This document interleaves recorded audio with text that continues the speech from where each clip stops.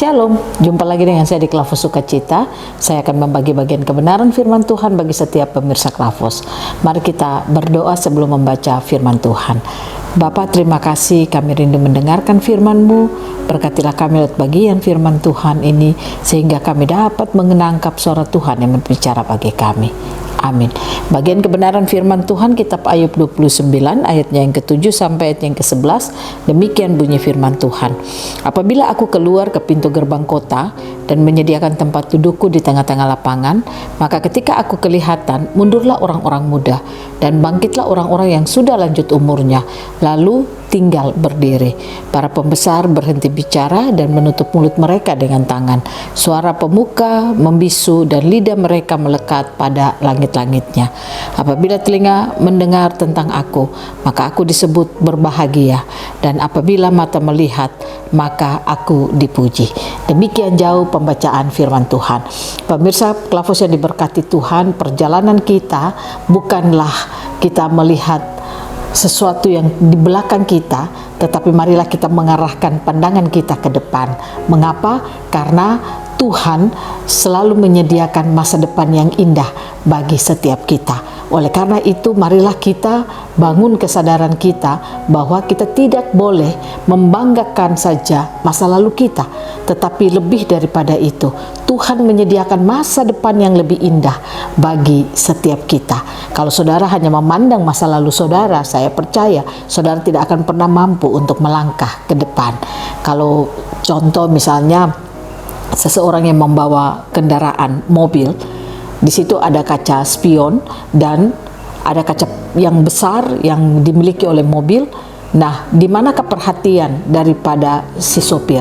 Sudah pasti kaca spion itu hanya dipakai untuk sebentar saja dia menengok, tetapi pandangannya itu harus melihat kaca besar di depan.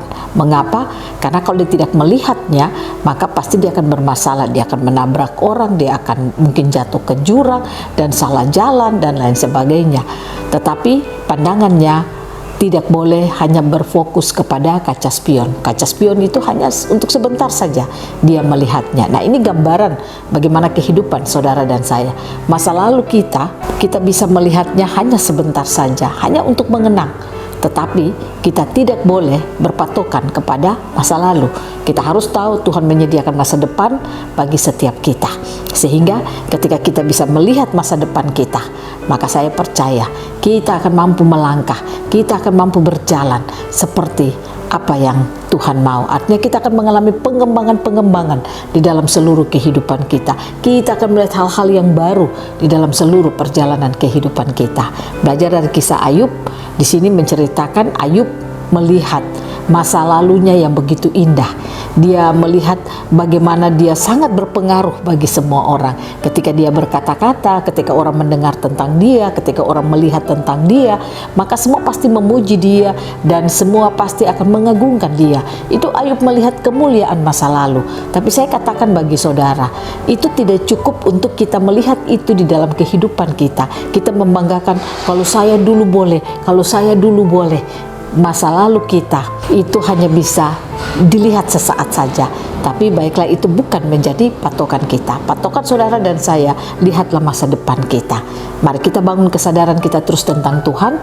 Kita bangun kehidupan kita untuk melihat Tuhan telah menaruh benihnya di dalam kehidupan setiap kita. Benih firman yang ditaruh dalam hidup kita, itulah masa depan kita. Bangun fokus kita kepada Tuhan, lihatlah masa depanmu, karena ketika kita bisa melihat masa depan kita, maka saya percaya kita akan memiliki kehidupan yang sangat berarti. Kita akan menjadi berkat bagi banyak orang. Saudara, saya mengajak saudara, lihatlah Tuhan terus bekerja dalam hidup saudara dan saya.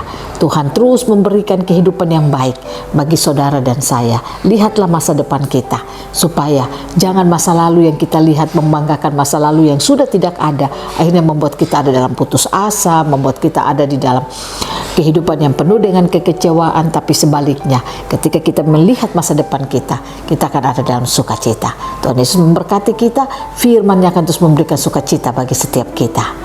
Amin. Mari kita berdoa. Terima kasih Bapa, kami telah mendengarkan firman-Mu. Ajari kami untuk tidak saja melihat masa lalu kami, tapi kami pun melihat masa depan kami, karena masa depan kami lebih penting.